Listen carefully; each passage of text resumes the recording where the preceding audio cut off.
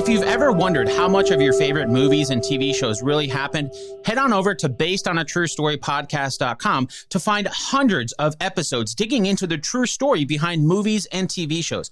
Once again, that's basedonatruestorypodcast.com.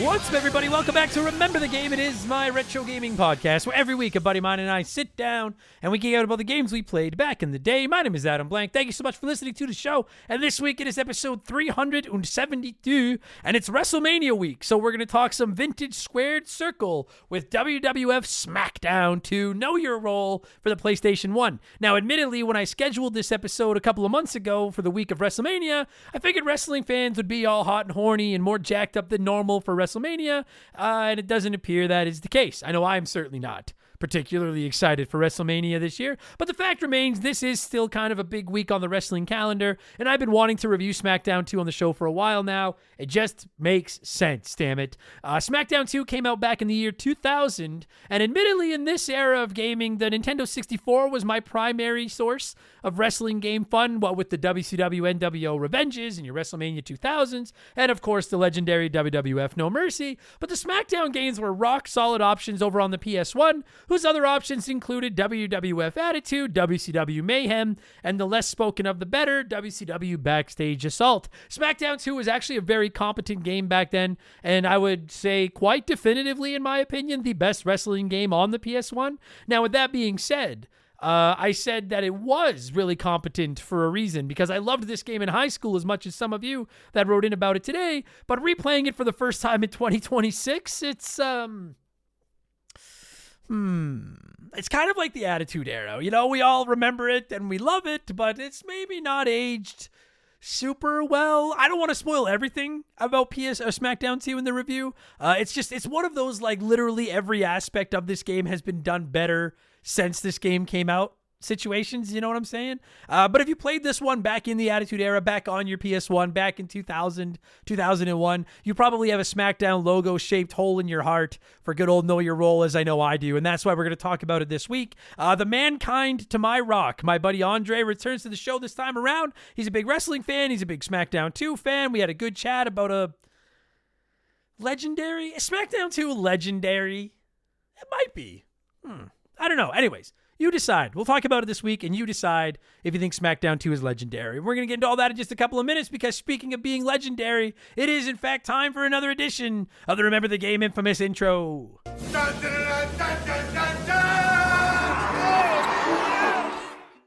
And if you're new to the podcast, welcome aboard. Consider this your warning. Our intros are kind of long. They're not that long, but they're kind of long.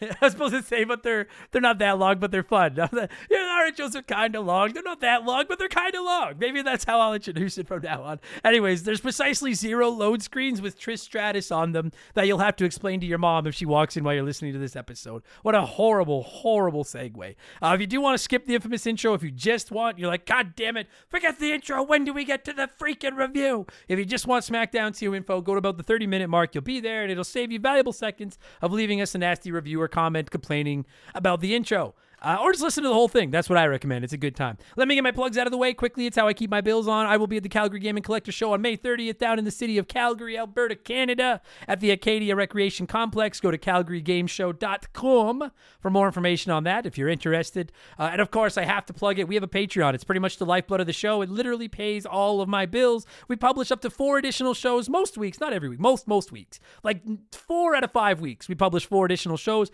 They don't have any ads in them. You can begin listening for as little as $3 a month. You can also write into the podcast, vote on the games we cover, join our 1,500 plus member Discord, and you get instant access to hundreds upon hundreds of archive bonus podcasts waiting to go the second you sign up, including Remember the Game, 100% ad-free, all 372 episodes. Plus, I stream for Patreons Monday through Friday at 11 a.m. Mountain, and you can come by and check those out as well. And in addition to all of that stuff, most importantly, you get a shout-out and get to hear me mispronounce your name like I might not do to anybody this week. Let's see how this goes. A huge thank you to our newest Patreons, Ray Martin, R.J. Mildenberger, Burger? If I say Mildenberger, Mildenberger, and Mildenberger, I got it right on one of those. Josh Kirk, Hammer of Dawn 27, I am Ghost Rider 14, WW, Jason Tuna Wirtz, Fuzzy Pickles, double secret probation already for that name, Fuzzy Pickles. I fucking get that reference and I hate it. I hate that guy. And Hella Vanilla, thank you all so much for the support and welcome to Remember the Game Industries. You can find all that again at patreon.com/rememberthegame. And there's some free episodes over there if you want to try them out, see how it works. Subscriptions start at $3 a month, and we offer annual subs that'll give you your 12th month on the house. And we donate some of that money to the Stollery Children's Hospital every December as well. So it's pretty much the best thing you could do with your money in any given day. So I would recommend checking it out. That's enough blowing myself. Let's blow some of you by blowing in some cartridges. Fuck me, I suck at this. Let's blow in some cartridges. It is our opening segment here on the show. I read a few comments and questions from our Patreons. This is where I would normally say usually gaming related, but not always. I am going to warn you, there's a lot of wrestling comments this week. It's a wrestling episode. It's WrestleMania week. It's SmackDown 2. We're going to talk some wrestling. There's a little bit of video game stuff in there as well. You know how it is. We call it blowing in the cartridge. He blows all right. He blows big time. That's it, honey. Get into the spirit. Let's blow. Our first blower this week is Snow420, who said, I haven't owned a Nintendo since the GameCube.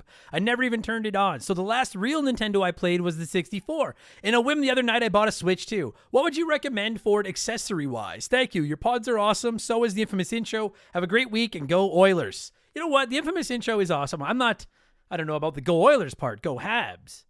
But I can get on board with the infamous intro wooing, that's for sure. Truth be told, Snow, I'm not a big accessory guy myself. I'm trying to think. I bought a third-party dock for my Switch 2 so that I can keep my main dock up here in my office for streaming and stuff. And then I have one down in my basement for when I want to play down there. So if you've got anything like that, I recommend, like if you want to have it in multiple places, I recommend that. Be careful with those though, because Nintendo has locked some third-party docks out. Don't buy a Nintendo dock because they're too expensive, but do your homework and make sure the one you get hasn't been locked out by Nintendo. 100% you need a screen protector. I cannot recommend that enough, particularly if you got the little ones around. And then the only other thing I think I've bought for my Switch 2 is I actually just recently bought a Pro controller. Because my old third-party controller is finally on its last legs and not working as well. And I will say the D-pad, and I can't be convinced. I talk about this all the time, and people argue with me. I can't be convinced. The D-pad on the Pro Controller and the Pro Controller 2 sucks. I can't be convinced otherwise. Even playing Pokemon with it, I don't like the way it feels. It sucks. But for like anything you can play 3D or Mario Kart, stuff like that, anything with dual analogs, I'll sit here and say the Pro Controller might actually be better. I might like it more than the Series X or the PS5 controller. I love the Pro Controller. Just don't use it for the D-pad. But the screen protector is your must. Get a screen protector. Thank me later. And when it happens, you'll know. And enjoy your Switch too. Buddy, if you haven't owned one forever, you have so many great Switch games to catch up on. Holy Jesus. Go back and listen to some episodes. You'll get all kinds of recommendations. You are in for a good time, Snow420. Kuala France says, Yo, Blankman.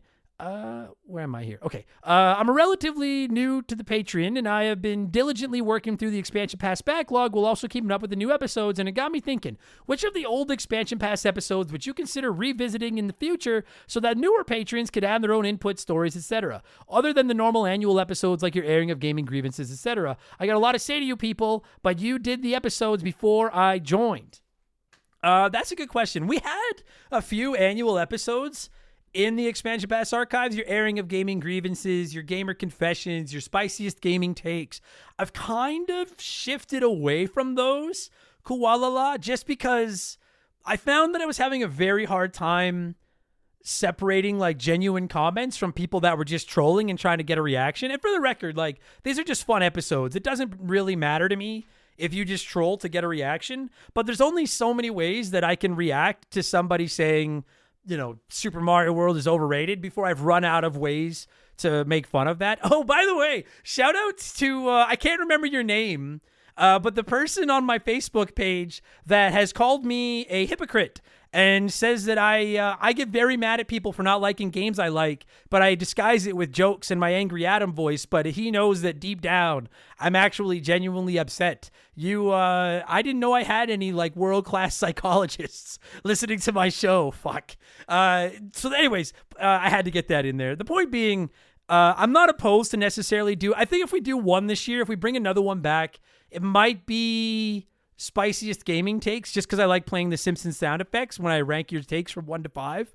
But those episodes are becoming fewer and further between because it's just getting harder and harder for me to figure out a way to make the comments for them work, if that makes sense. But if there's enough demand for one, I wouldn't necessarily argue with it at some point down the road. Koalala. I hope that helped, my friend. Air your grievances anytime you want, my friend. M. Night slobbered on my ding dong. Who's M. Night? Is that like L.A. Night? Oh, the movie guy. Yeah, he can suck my dick. That's fine. M. Night slobbered on my ding dong says, I know you were a fan of Trailer Park Boys. I was just curious if you can get donairs where you live or if it's just a Nova Scotia thing. Ever since I watched that show, I've been borderline obsessed with trying one. Yes, we can. Alberta's got some of the best donairs in Canada, and every single time we talk about donairs, I get bombarded with messages being like, what the fuck is a donair? And my first answer is to just Google it. Donair. But for those wondering, I think it's very similar to a gyro. It's basically just a pita with some shaved meat in it that's very, very good. And then you put like your onions and your tomatoes and your lettuce and your cheese. And then some do sweet sauce, it's donair sauce. I personally am more of a tzatziki dill sauce guy myself, but everyone you eat takes at least one calendar day off your life, but it's a sacrifice worth making. If you're ever in Canada, I don't know how many of you guys do them down in America, but they seem like an American food because you guys are even fatter than us. But I recommend trying a donair and make sure you get onion rings with it. Mwah! Chef's kiss. Good eats. And I do like Trailer Park Boys, but only the early seasons. The later seasons are garbage. And apparently Bubbles is a creep too. Okay. Arthur David, a.k.a. Rubik's. Author Arthur David, a.k.a. Rubik's. Excuse me. Send me a copy of a couple of his books. Arthur, for the record, I haven't forgotten about your books. I'm still trying to finish the 40-ounce steak that is Stephen King's It, but you are next on the chopping block, I promise. Arthur says, lately I've been listening to various video game music covers, a lot of Castlevania, particularly by the Super Guitar Bros, and some Chrono Trigger covers, mostly Corridors of Time by Smooth McGroove, an instrument maniac. Then some guy keeps playing a Counter Elite from Sea of Stars on his podcast, and I ended up discovering a metal band called Lame Genie that only does game music covers when searching for Sea of Stars music. So my question is, do you ever listen to game music or covers of game music? I don't listen to a lot of game music anymore. I did used to. Is that proper English? I used to, but I don't really anymore because I listen to so much of it now every week for the shows. But I will shout out Lame Genie as well. That's my favorite video game cover band. If you haven't seen them or heard them, check them out. They're on YouTube. I particularly like their Mega Man 3 covers. They're fucking sick. And their Ninja Turtles, Turtles in Time covers. Lame Genie. At one point, I was in discussions with having them on the show, and I just kind of fell through because I wasn't quite sure what to ask them.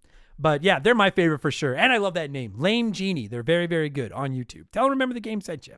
Okay, we are going to do some wrestling comments before I get into the letter time letters. So if you don't want to hear about wrestling, you might want to mute for the next 5 minutes or so. Fill in my mouth with farts. Says, hi, Adam, with this weekend being WrestleMania and the week being a wrestling game. This week being a wrestling game, looking at the current crop of talent in WWE, who do you think is the next to win a world championship for the first time? My heart wants it to be Sami Zayn, but logic tells me it will probably be Braun Breaker. What do you think? It makes for horrible radio, Philip, but I think I agree with you. I think Braun Breaker probably is destined to be the next first-time world champion. I know some people are turning on Sami Zayn, which I don't agree with. I like Sami Zayn. I think he's cool. I'd like to see Sami get his title. I do think maybe the Sami Zayn ship has sailed. Like, I think they've been pushing the underdog story for so long that now when he wins, I don't know if he's going to get any flowers. I think people are just going to be like, he got lucky. And I've given up hope that LA Knight ever gets to the top of the mountain now. So I'll say, yeah, probably Braun Breaker. But I do also think Jacob Fatu, Trick Williams, and Dirty Dom are destined to be world champions. I do think Braun gets one before any of them, though. That I concur with. PP Soaked Heckhole says, howdy, fairly new listener, started late last year, and this is the perfect time to ask, but what is the deal with your Bret Hart stance? I know you said in the Rystar episode you won't deny his contributions, which is fair enough, but man, having rewatched a lot of early 90s WWF lately, I think if anything, Bret Hart is still underrated because he really is that good. No question. Bret Hart is one of the greatest professional wrestlers from an in-ring perspective. I still think his promos are mid at best. In-ring, one of the greatest that ever lived. I'll never deny that ever in a million years. My stance on Bret Hart goes all the way back to the screw job where I got sick of listening to him whine. And I feel validated now because now so many people have seen him whine about Goldberg, whine about Pro Wrestling Today, Triple H sucks, Wrestling Today sucks, everything sucks, I gave so-and-so the best match, I'm Bret Hart, blah, blah, blah, blah, blah. I love watching the man wrestle. I think his match with Austin at WrestleMania 13 is still quite possibly the greatest WrestleMania match of all time. Maybe this side of Shawn Michaels and The Undertaker Part 2. But I just think the guy's a fucking crybaby and his own biggest fan. And I'm sick of listening to him whine and piss and moan about everything.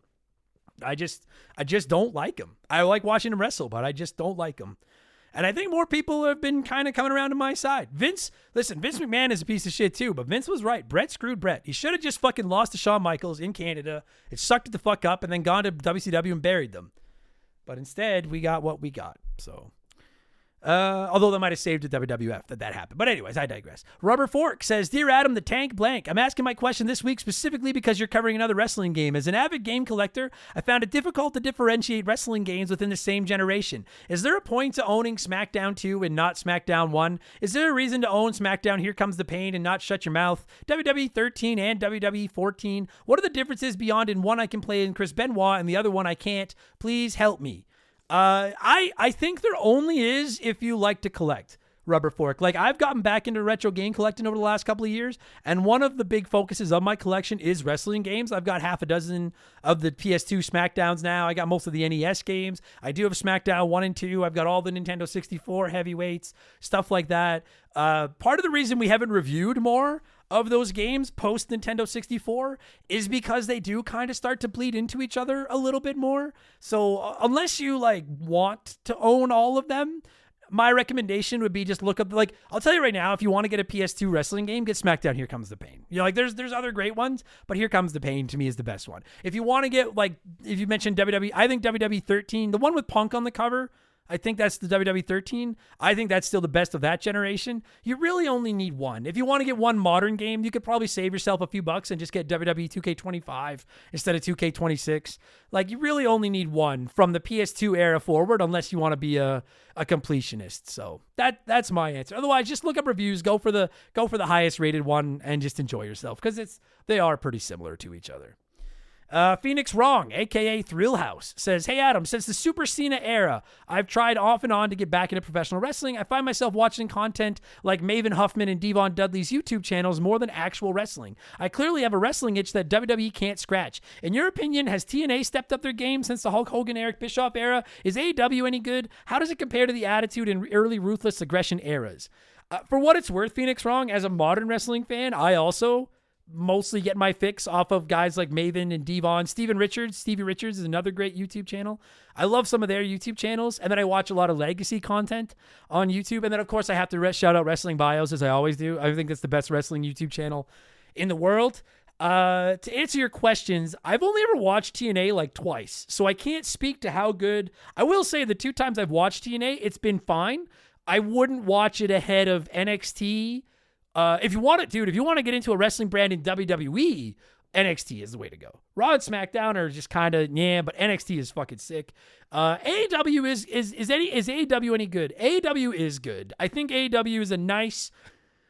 My biggest takeaway because I've been watching AEW, I'm hungry. AEW since its launch, and on and off, I've kind of drifted away over the last year or so. I think that my favorite thing about AEW is when you watch as much WWE as I and a lot of WWE fans had watched for all the last 20 years, it's nice to see a company just not follow the WWE formula. I think, and I mean that in both a good way and a bad way. I think there's a lot more freedom to the wrestlers in the planning of their matches and their promos. I think when you watch one of their matches, it doesn't seem as choreographed isn't the term. It seems rougher than WWE. Obviously they go a little bit more hardcore. I do find sometimes with their camera angles, they miss stuff and things, whereas WWE, you can tell it's a fine oiled machine. They know when the big spot is coming, where the camera should be. I don't think AEW is quite as good at that stuff. But it's it's a very different flavor of the same dish, because at the end of the day, it is professional wrestling, but it's done way differently. So I would highly recommend checking out an episode of AEW Dynamite on Wednesday and just seeing how you like it, and then try a Raw and a SmackDown. And my problem, like WWE, I don't mean to go on a whole rant here right now, but like I'm a big wrestling fan. I'm excited for WrestleMania, but I feel this WrestleMania is one of the lamest we've had in forever. The Pat McAfee thing doesn't do anything for me. I haven't sat down and watched a full Raw or SmackDown in God knows how long. I just find them so dry and uninteresting. So, NXT is great. AEW is very good. I think AEW plays to the more hardcore wrestling fans. I think it's for both better and worse. But I'd recommend giving some of the chance. TNA I can't speak to. I guarantee you TNA is better since Hogan and Bischoff, though. Fuck me, Hogan. I don't even care that he's dead. Fuck Hulk Hogan.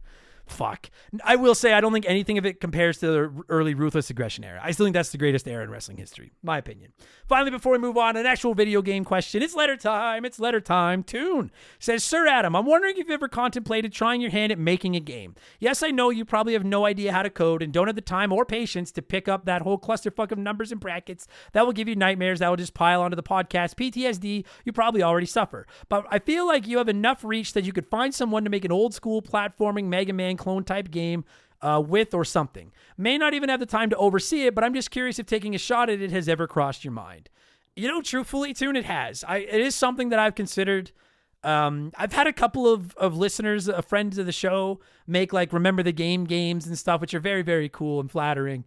I have very, very loosely, primitively, whatever term you want to use, thought about making a video game or looking at partnering with someone to make like a Remember the Game.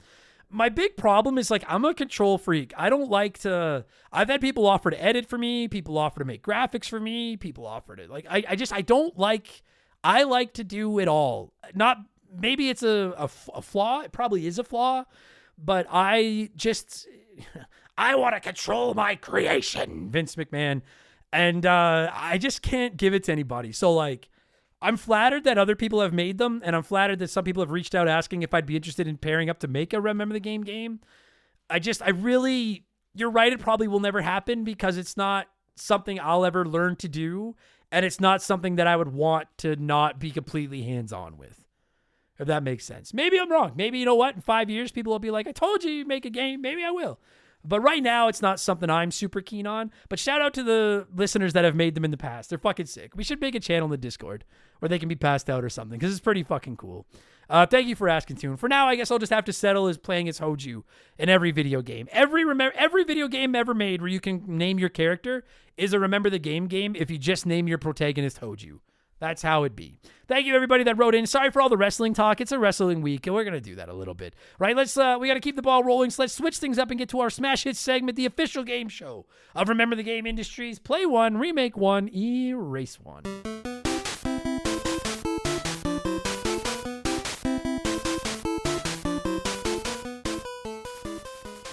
And a huge thank you to Classic Concentration from the NES for unknowingly providing us with the theme music for the show. The rules are simple. Every week, I give our patrons 3 retro video games. They can play one as it was released, remake one as a modern game, and the third is erased from time forever. As always, there are no wrong answers, but there is a right one. We'll get to that in just a minute. And this week, we're talking SmackDown 2, so I went with 3 PS1 wrestling games. And I believe all 3 of these, or 2 of these at least, were on the Nintendo 64 as well. I think all 3 were, so don't bother pointing that out. But we have ECW Hardcore Revolution, WWF Attitude, and WCW Mayhem as your contenders. And ladies and gentlemen, we have a draw. Shout out to anyone that gets that reference. 23% of you voted to play WCW Mayhem, remake WWF Attitude, and erase ECW Hardcore Revolution. But 23% of you also voted to play WWF Attitude, remake ECW, and erase WCW Mayhem. So all kinds of answers. This was a good one. So let's see what a few of you had to say here, and then I'll tell you what the right answer was. Fuzzy Pickles says, play WCW Mayhem with some friends because I bet it still holds up and is fun to play today. I'm not sure about that. I'll remake that. Okay. I'll remake that one with better controls. I'll erase ECW because it's not WCW or WWF.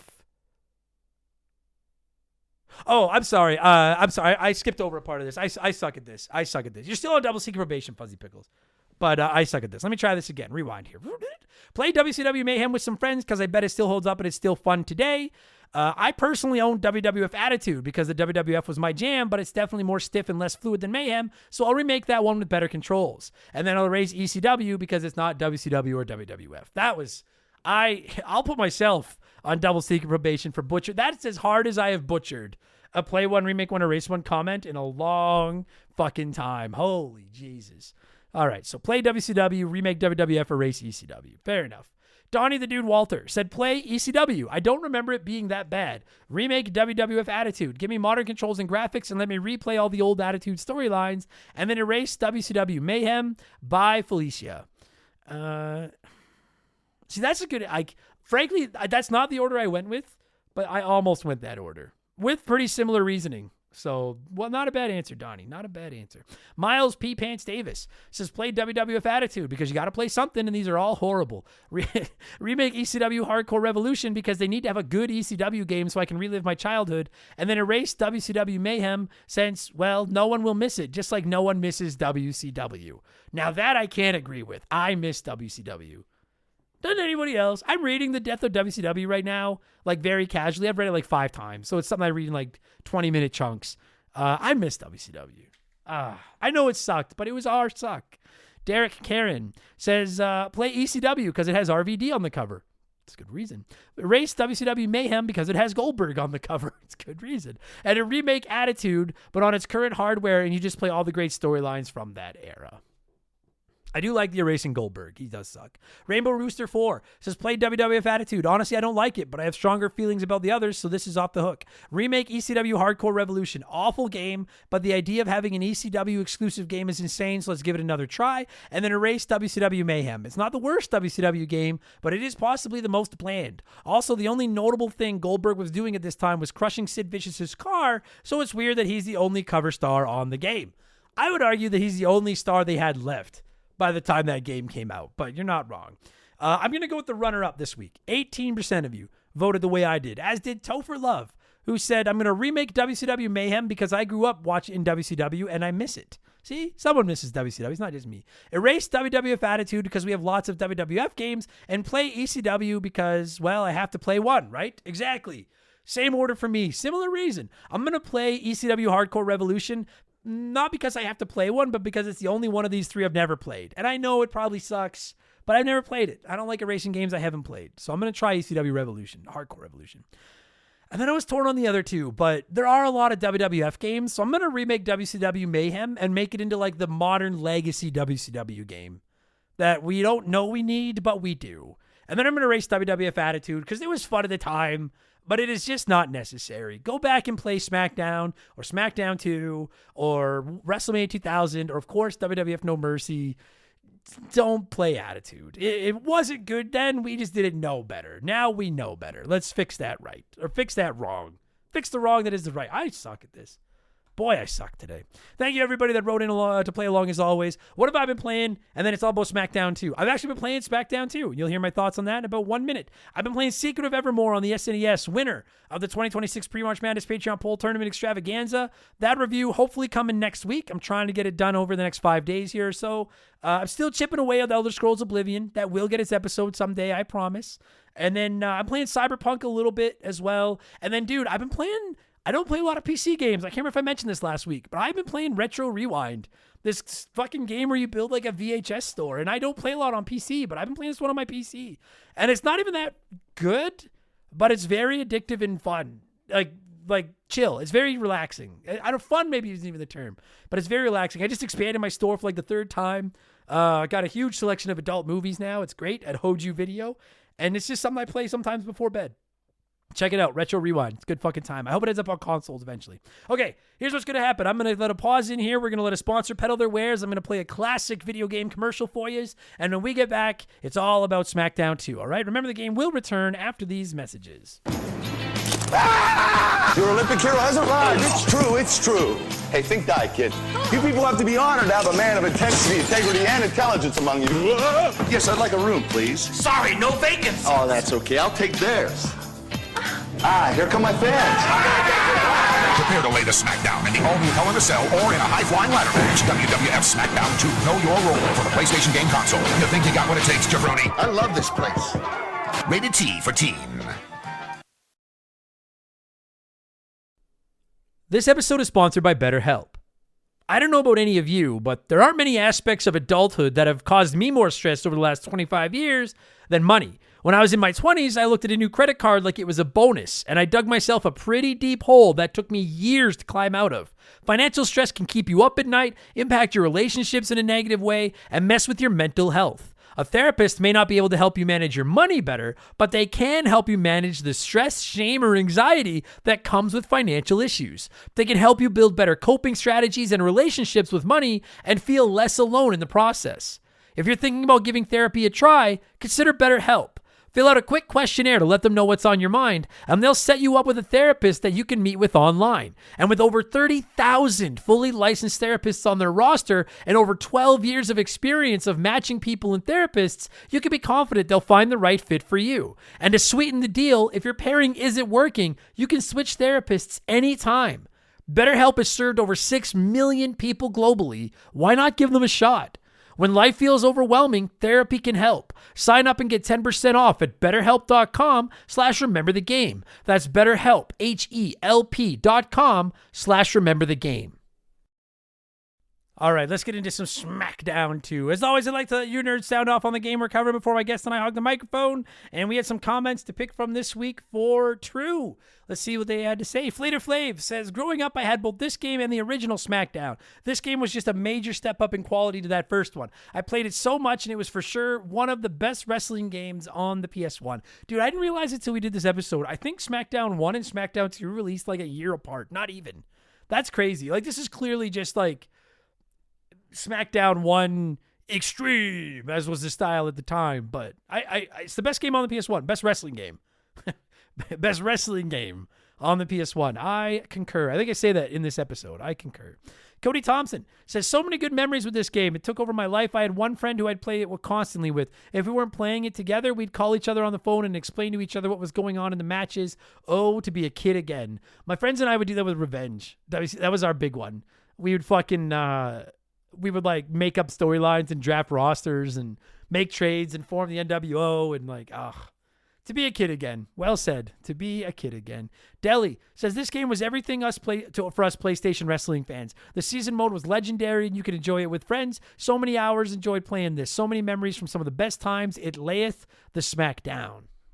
The smacketh down, I believe is how it's properly said. The season mode was like, I don't want to spoil my thoughts, but we spend a lot of time on the season mode. You're going to hear it. You'll hear it. You'll hear it in a second. Good times, though. I agree. Rob Payne says, I remember being so hyped for this game. I was in year 10 at school at the time, the UK equivalent of the 9th grade. And so what do you guys skip a year? Fucking weirdos. I guess kindergarten's probably year 1. Man, UK, man. You guys are funky. Anyways, I remember scouring the crappy school internet before the release date to find out who'd been added to the roster. I loved the first SmackDown, and I was so excited to play as Rikishi and Kurt Angle. The game didn't disappoint, but your question makes me sad that I no longer get hyped for games in the same way nowadays. Maybe I'm just older, or maybe information on new games is easier to come by now. Either way, new games just don't hit the same anymore. I agree with that. WCW and W Revenge is the one. I remember my buddy Mike and I, like, obsessively going over the old interwebs, asking Jeeves and stuff, trying to find out more information about WCW and W Revenge. I'd argue I haven't been, maybe No Mercy. I would argue I haven't been as excited for a wrestling game, at least not since the Nintendo 64 era. It was just a different time. And shout out to Rikishi and Kurt Angle. Kurt Angle's my main in SmackDown 2, so that's a good pick. That was who I played my career as. Homebed Now says it's my favorite wrestling game of all time. The amount of hours I spent creating different pay-per-views and trying to have 5-star matches, and each match I had within that pay-per-view was absolute bliss. Putting people through the top of the Hell in a Cell seems like a nothing gimmick now, but at the time it literally felt magical. Heading backstage was exciting, especially trying to recreate the Who Ran Over Stone Cold angle by going out on the streets and Irish whipping the rattlesnake into oncoming traffic. So much love for this game. the Hell in a Cell was magical. It sucks so hard now. I don't mean to spoil that, but the Hell in a Cell in this game really is not good. But then it was. Different times.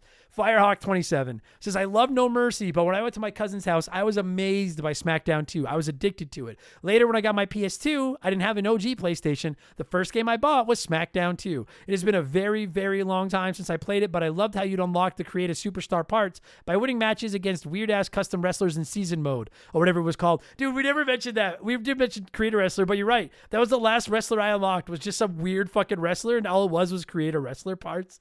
So, that was so fucking... Anyways, let's get into it. That's why you're here, right? Let's talk some SmackDown too. I'm going to keep some more SmackDown music. And when it stops, my boy Andre and I are going to take you back to the year 2000, November 20th of 2000, and talk SmackDown 2 Know Your Role for the PS1. Enjoy the episode, everybody. Here we go.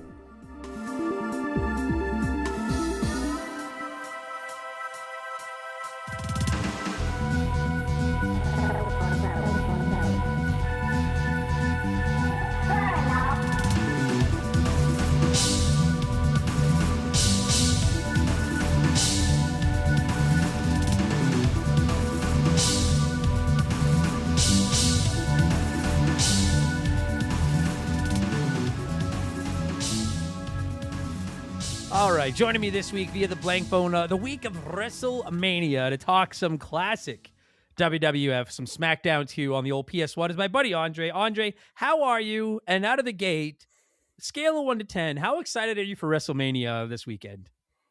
Oh, like a 4. I am.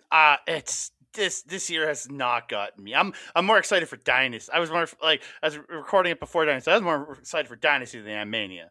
Yeah, I want to be, because it's WrestleMania, right? Like, I want to be excited for it, but like, I have to be honest. Again, we're recording this on Saturday the 11th, so maybe something crazy has happened since then. But Pat McAfee coming back and offering a 25% off tickets isn't what it took to get me excited about WrestleMania this year. So not at all. Not at all. I just, ugh. Yeah. Anyway. We'll take it. That's why this week. So I've been planning this episode for about a month and a half with the intention of dropping a wrestling episode the week of WrestleMania when all the wrestling fans are out and all of our BO riddled booger eating glory. And then it turned out WrestleMania was kind of, at least the build up. Maybe it'll surprise us all, but the build up pretty weak. However, it's still a great excuse to go back to the late 90s, early 2000s and talk some Attitude Era wrestling. SmackDown 2, buddy. I have never hidden the fact, I think it's pretty well documented, that I was a Nintendo 64 wrestling kid. No Mercy, WrestleMania 2000, Revenge, etc., so on. But I did have the SmackDown games, and I have to say, from a PS, if you didn't have a 64 and you were a PS1 kid, wrestling just straight up got no better than SmackDown 2 Know Your Role. I agree. Opinion. I agree with that statement. Because again, I never owned it. I played it with friends, and then eventually with your brother. I played these games at friends' places and played with your brother and stuff, like, well after the fact. But like, the SmackDown series were the games I owned for my PlayStation. So yeah, we used to like because we would mostly and because I know some people will write in and argue with my claim that wrestling games got no better than SmackDown 2. I know some of you will come in with Power Move Pro Wrestling. It is a very good game, but SmackDown 2 is better. I won't move off that. SmackDown 2 is better. Did you ever play Power Move? No, but I did play some of like the old Japanese games from like the SNES and the early PlayStation, like before kind of the precursors to Fire Pro Wrestling. Some of those were pretty darn good. Yeah, there was good wrestling on the PlayStation. I still don't think I consider SmackDown 2 to be the best in class for wrestling on the PS1, and I personally still don't think it can hold a torch to WWF No Mercy. But I will say there are aspects of SmackDown 2. I've been replaying it the last couple weeks, get ready for this episode, and like there are parts of this game that have aged fucking like Ric Flair, like not well. And there are other aspects of this game that I'm like, this is actually better than WWF No Mercy. Like it has some strengths. I think what it boils down to is I think that SmackDown 2 is so much faster and so much more arcadey than the THQ ones on the 64 were. And that's a good thing. Yeah, I again, just to just quickly to your point, if you said you replayed it these past couple weeks, I didn't replay it. So to Dan, who was on your show a couple weeks ago, and says the guests who don't replay the games don't do it right. Screw you, very much, Dan. Very very much. But as soon as he said that, I was like, uh oh. I'm coming back at him with that one. But no, yeah, it is. Yeah, it is the more arcadey, faster version where like kind of it was the 64 kind of played a little bit differently. And I think they were, again, different engines built differently because, again, the SmackDown engine is kind of an evolution of the Attitude engine and stuff like that more than what they were doing because, again, you had your own thing. And again, 64. And to say, like, that's not a bad thing because I think it's great that we had if you like listen, I'm not saying that WWF No Mercy is like the most simulation realistic based wrestling video game ever made, but like anyone that's played both, it is much slower. I think it's much more methodical. I frankly think there's a lot more strategy to WWF No Mercy. SmackDown, dude, I'm winning matches in like 90 seconds. Like it's so fast. You hit guys with finishers and they're getting up before you are. Like it's insane, you know? That, and again, that's still, honestly, there's still an issue with that to this day. That sometimes you hit these big moves and the guys just get up after, and that's into the 2K games, which is where the SmackDown games led to. And you saw that for years. There was always these little weird things, especially in those early days, where you'd hit a big rock bottom, and then they would just get up, and it's like, what? How? You'll throw a guy off the Hell in a Cell in this, and he's on his feet before you've climbed down. And I'm like, okay, fair enough. Yeah. If I could play devil's advocate, because you're right, the game, like I've been playing WWE 2K26, and sometimes they don't stay down from finishers and that too. I'll just say, not to sidebar, but that is bled into actual professional wrestling. If I could just speak to all the wrestling fans out there for 1 second, can we all please sign a petition to bring back the idea that finishers finish? Can we all do that, please? Like, just like, I don't mind kicking out of a finisher when it's like a big match, but like, well, finishers are just big moves now. Like, they don't do anything anymore. Drives me fucking bananas. I'm sorry, I'm the old man here, but drives me fucking crazy. Perfect example, Willow for 2 weeks straight defending her TBS title, or was just winning with backslides and pins out of nowhere. She wasn't even hitting her finisher. It wasn't until she was in Edmonton that she finally hit her finisher again to win a match. But yeah, like I that's a criticism I've said for so long. Like I understand when you have Will Ospreay versus Kenny Omega in one of the biggest matches at Forbidden Door. Yeah, you can see a big move kick up. But when you're just wrestling on a random show, dude, if somebody hits a finish, don't kick out. Just end it there. I hate that. I promise you, like I guarantee there's some very casual, maybe even non-wrestling fans listening to this. I promise I won't sidebar this into wrestling talk the whole time, but it's really something. Like I could fucking rant about that. I could rant about how there's too many titles. I could rant about the constant jumping into other wrestlers, the sea of like I could rant. We're good. There, my rant. We'll go back to SmackDown too. That's what we're here for. Mm-hmm. Getting back to the point I was saying earlier, like I like that it plays so much different than No Mercy, because while I do prefer the slow and methodical No Mercy, it's nice to have a game that, like, this was the one I would play more casually with my friends that didn't play a lot of video games, because you can learn the controls to this. It's so much simpler than No Mercy, in my opinion, and it's so fast. It's so easy to pick up. You can kind of, I don't know if you could, like, if you've never played it and you're playing against me, I'm probably going to destroy you, but you can button mash your way into having some fun, at least in this one. Yeah. And I like that. Yeah, and you can see timing stuff there too. Like, and again, yeah, there's always an advantage for somebody, but you can kind of see how a casual player could do a lot better with this. And again, there's no cheap flicking a stick to kick out in this game either. So no, there's not. Good point.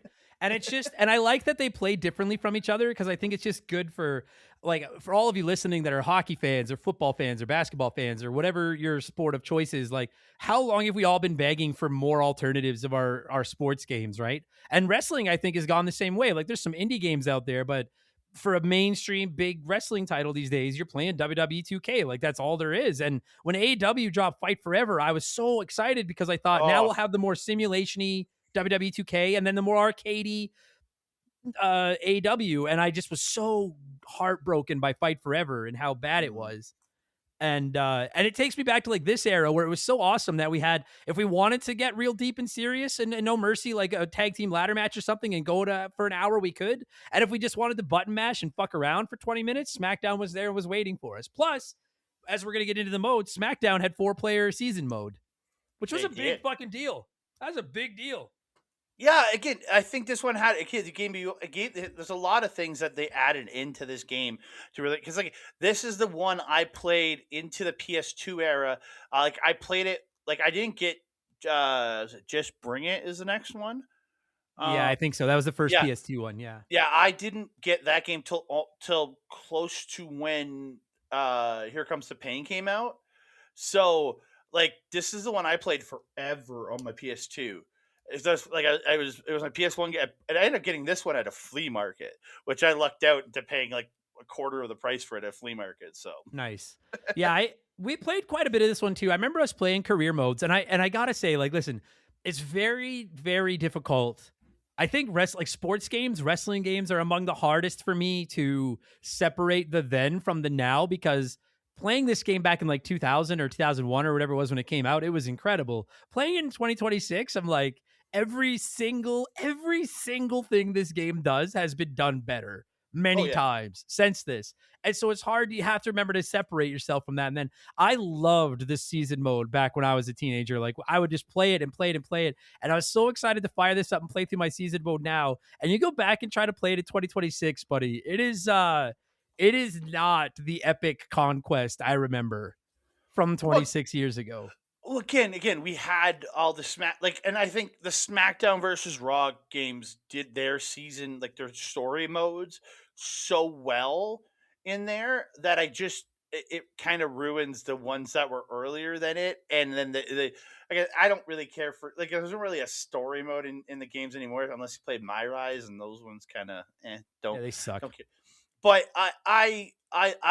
in its time, this was amazing. I had so much fun playing through and getting to play your whole season and just play, and it would just continue on and on and on. And you could go after all the different titles, and Yeah.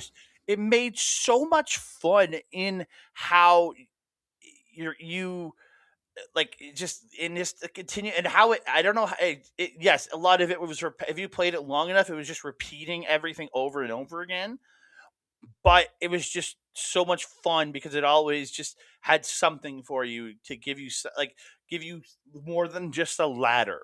Yeah, that was the Yeah. thing, right? Because if you were into the wrestling games back then, like I'm a big fan of No Mercy's career mode, where you pick a title and then you can win or lose and go through the different story. Like I do enjoy that, but my single favorite thing to do in a pro wrestling game is to go into a career mode where I can chase any title I want and have feuds and go through the calendar and stuff like that. And they're just, I mean, WrestleMania 2000 kind of did it.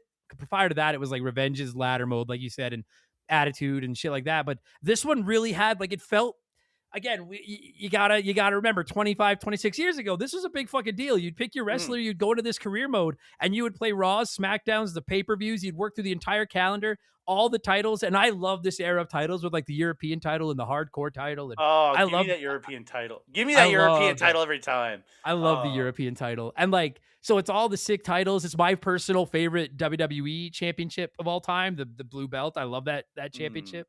And getting to play through this career mode, and it seemed like such a big, because like you said, at the end of the day, all it really was a dressed up. It's not fair. I was gonna say it was really just a dressed up ladder, but it was more than that. But because you'd get like the cutscenes and you'd see storylines where they'd show, like Triple H is mad, he's not going to take much more of this, and it's him walking through the fucking concourse, like yelling at the camera and that kind of stuff. But now replaying it, and it's like, first of all, there's a fucking 20-second load screen between every cutscene, which I will not ding a game for, because that's PS1. That's fine. We're all just used to the what is it in the modern consoles that makes them load fast? The SSDs? Yeah. Yeah. Solid state drives. Yeah. Yeah, see, I know my gaming. I know my tech. These didn't have that, so I can live with the loading screen. But like, you try to play through a week in the career mode, and all it does is it fires up like May week 2 SmackDown, and there's like 10 random matches, and I'm playing my career mode as Kurt Angle, and I'm not even on the fucking card. And I'm like, I'm Kurt fucking Angle. So there's like 7 or 8 matches. I'm not in one, but our main event is like the Road Dogg versus Taka Michinoku with the guest referee of like Test or some shit. Like, it's like they're just pulling names out of a hat and dropping them into the matches. And so it's a little bit weak now in 2026, but back then it was like, I was so into it. I was like going through each week and being like, oh, fuck, we got the Big Boss Man versus Bull Buchanan. I wonder who's going to win this. Like, it just seems so cool to see a full card, right? Bull Buchanan. Jesus Bull Christ. Buchanan. B squared. I haven't thought of that name in so many years. But when you speak of Taka Michinoku, I literally got to see him like 3 weeks ago at Mystery Wrestling, and that was I saw that. I love Taka Michinoku. He's so good. He was so good. So that was great. The season mode in that sense was cool. Plus, it was really rad how like you had all the titles and you could actually go in and see the rankings for the titles. I believe you could adjust the rankings for the titles. So you could always see who the number one contenders were. I'm a huge, even up to now with WWE 2K26, I love universe mode. I love seeing the history of my championships and stuff, and being able to see like, dude, for some reason, Al Snow and Perry Saturn have traded the European title back and forth like 5 times in my season mode. And I don't give a flying, with all due respect to Al Snow and Perry Saturn, like I could give a flying fuck about Al Snow and Perry Saturn, but I still love being able to go in my title history and see who had it, then how many times they defended it before they lost it and stuff like that. And, if you can look past the fucking randomization of the cards and the slowness of all the worthless cutscenes and the loading screens, it's still pretty fucking sick by today's, like, it's still really fun to play through today if you can get through all that stuff. Yeah, again, I haven't played this game in years, but I remember the beauty of just getting lost in it and just all the random cutscenes, and like somehow you'd get a Taka Michinoku versus Triple H for some weird ass reason, and like getting these weird combinations of just these guys that would never wrestle each other in real life because one guy is never going to be on the, but he's the main eventer in this game because he worked his way up, and it was just it was a weird beauty to this game and how random it was in that sense. And it as lame as this is going to sound to the non-wrestling fans listening to this, like it was cool that you could use your imagination to fill in the blanks. Like if I saw Triple H backstage complaining about like, you can't tell what he's saying, but he's walking and yelling at the camera. He's yelling at Michael Cole in a promo or something. And then he has a match coming up with The Undertaker later that night. And then they show Triple H and DX jumping The Undertaker in the back before his match. Like it doesn't really matter at the end of the day. They're just these generic cutscenes with wrestlers plugged in, but you could kind of use your imagination to piece it together and stuff. And I hadn't seen a lot of this before with these little backstage segments and stuff like that. And it was, I don't know, man. It was, and then again, the fact that you could play it with 3 of your friends, that was the fucking. You could go into a season mode. Each of the 4 of you pick a wrestler, and then you each just maybe get your own random matches some weeks. Maybe you'll be feuding with each other. Maybe you'll be tagging. Maybe some of you won't be on the card and some will. And I remember my buddies and I in high school would, for hours, just sit there and watch and like chirp each other when you were playing your match in the season mode and like make fun of them and tell them they're going to lose. And oh my God, I don't remember another wrestling game, I guess SmackDown 1, where it had like a multiplayer season mode like that. Yeah, again, I'll be honest. I never played it with any. Like I never, like the odd time I'd have a friend come over to play it. We'd play, but we'd just play random matches together. I don't ever remember doing the season mode with my friends. And that sounds. I'm like, man, I didn't have enough friends that liked wrestling. I bought a multi-tap just for. Actually, I think I bought it for Attitude, and then we started using it for SmackDown games because it was so much fun. Like in some ways, like a multiplayer, like I would have loved a multiplayer season mode in No Mercy. Like you could do 2 players for the tag titles, but that was it. But that you can take all 4 and like I could do my season mode as Kurt Angle and I'm feuding with The Undertaker for the WWF title, and you're in the same season mode as Taka Michinoku feuding with fucking Scotty 2 Hotty for the light heavyweight title, and it's awesome, like getting in and watch each other's matches and stuff like that. And then there'd be the odd chance you're going to mix it up because it's going to randomly, when we put the 2 of you against each other, it's like, oh, here we go. Which was the best. It was so fun. So my major gripe with the season mode, and this goes back even as far as playing it in high school, I can look past the loading screens and I can look past the kind of randomized. I do think it's stupid that if whichever character the player is playing as, in my opinion, should be booked every week. Because it's not even... It's not fun to watch because that's my major gripe with the season mode. You don't have to watch the matches, but you have to play through the entire card every single week. And each match, if you don't choose to watch the match, it'll like say it's Dean Malenko and Taka, then it'll just show their 2 like avatars there and their little health bars will go down and it'll play this stupid generic music until one person wins. And so you get to see who won the match, but you have to do that for every single match. And at least 2 or 3 times every week on a show, there's going to be multiple pauses to load a 5-second cutscene, to load back into the card, to watch another match. And when you're not even on the card and you just have to let the computer simulate all these fucking random ass matches, you go 2 weeks without being booked, and it starts to run on your patience a little bit.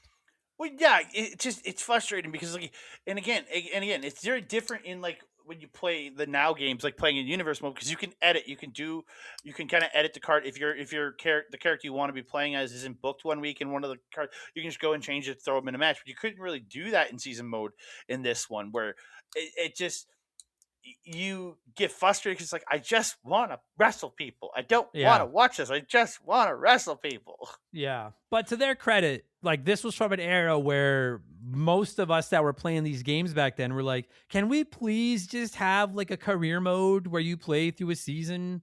And they, for better and worse, they did deliver that. Like we wanted it, and they heard us. You know, I'll much like you mentioned, dude. I'll take this over a generic. For those that don't know what the ladder is, it's not a ladder match. It's just like a fighting game from back in the day. You just wrestle like 8 wrestlers and then win a title. And there's no storyline. There's no match types. There's no gimmick matches. It's just so boring. So to have this difference was a pretty big deal back then, man. Yeah, I agree with you though. Hindsight's 2020. It would have been rad to let you edit the cards and tweak a little more if you wanted to. Like, yeah, it's cool you can edit the divisions, but. Yeah, because you can edit the rankings, you can edit all of that, but you can't put yourself into a match every weekend, which is just dumb, because it should have been a default to whatever you picked. They get a match every week, but giving you the option to do that would have been nice. And for all I know, maybe there secretly was a way to do it, but I never figured it out. Yeah, that would be news to me. But also to this game's credit, one of the things it can do that I fucking love, and No Mercy did this as well, was like if you go in and just decide to do like an exhibition, like one-on-one match, if you pick somebody who has a title, like it can be for their title. So if you didn't like the way that like the career mode was booking your career or whatever, then you could always just go and do it like an exhibition if you wanted to. Yeah, you can go put the title on yourself. Then, hey, I'm gonna get booked more in season mode because I'm the champion now. Yeah, and those like carry over, and you can see the title histories and stuff. Which that was the shit. I would have loved it. That's one of my biggest gripes with No Mercy is that it doesn't record title histories and stuff. Because I don't know why I'm such a fucking nerd for that shit. Fake wrestling title histories, but give it to me. I fucking love looking at that kind of stuff. I don't know. I'm a fucking loser. Big old nerdy Adam. Oh, you don't even know. I've seen the picture of young Adam. He's very, very nerdy. I was a nerd, no question. But it's just I don't know. There's something about stats. Like even when it comes to hockey, when it comes to football, stats mean something to a lot of fans of sport, right? So that like you want to know who's the best at something, who had this before, like. It's a big thing because I want to know who had a record before, who was the last champion of this thing. Like you want to know these things, so like I can understand why you get so into that because you get into it in a lot of other things. I'm ashamed of the amount of like when I can't sleep at night. One of my primary go-tos for like a wiki page to read is like the fucking list of European champions, and I'll be like, oh yeah, I remember when Shane beat X-Pac for the European title. Like I'll read though, I'll read that shit for hours. I don't know, I'm a fucking nerd. I love that kind of stuff. So you want to talk about being a nerd about reading history? I've read through the entire history. I think it's the DDT Iron Metalweight Championship. It's just like hardcore title that they've taken all over the world. It has like multiple thousands of champions now. Like it's like blow up dolls, an entire crowd at a wrestling show, and all like just the most random champions. I've read through the entire list of that. So trust me, you reading the European Championship is not that nerdy. I've read through the Iron Man heavy metalweight or whatever. I can't remember how the title's called, but yeah, it's the most ridiculous title in the world. So lamely fascinating. Okay, so I still want to get into the graphics. I want to talk about the entrances. I want to talk about the controls. I'll let my sponsor in here now. They can do their thing so that the check clears. And then when we get back, we'll Iron Man Heavy Metalweight Championship is what it is. What is it? The Iron Man Heavy Metalweight. Oh, Jesus Christ. That sounds like a fucking backyard wrestling title. I like that. Shout out to Backyard Wrestling. It's cooler than people say. Okay, let a sponsor in here, and then when we get back, we'll unpack the rest of this game. Remember, the game will return after these messages. Blah blah blah blah. Shine this up real nice, jabroni. And I know just where to stick it, Ron. What's your name? It doesn't matter what my name is. The Rock smells what you're cooking. Pancakes, Brock! Pancakes! Lay the SmackDown in the kitchen, the loading dock, even the boiler room. Plus storylines and special guest referees. Everything inside the ring and almost anything out. WWF SmackDown. Lay it down, jabroni. Finally, The Rock has come back to PlayStation.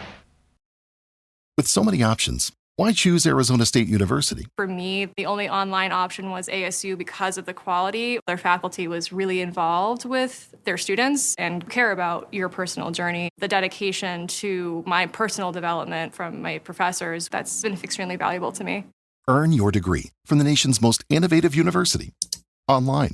That's a degree better. Explore more than 350 plus undergraduate, graduate, and certificate programs at asuonline.asu.edu. All right, I might as well just start at the top of the list of the things I've written down I still want to talk about. I got to say, bro, I think even by 2026 standards, the graphics in this game are not horrible. No. They hold up. No, they're not.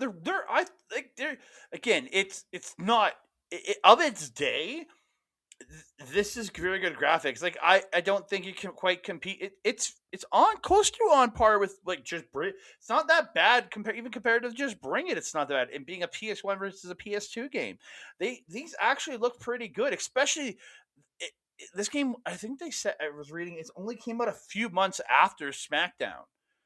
Yeah, they came out of like the same year. Yeah, like that's crazy. So the fact that this game had that, and it was a significant graphic upgrade to SmackDown.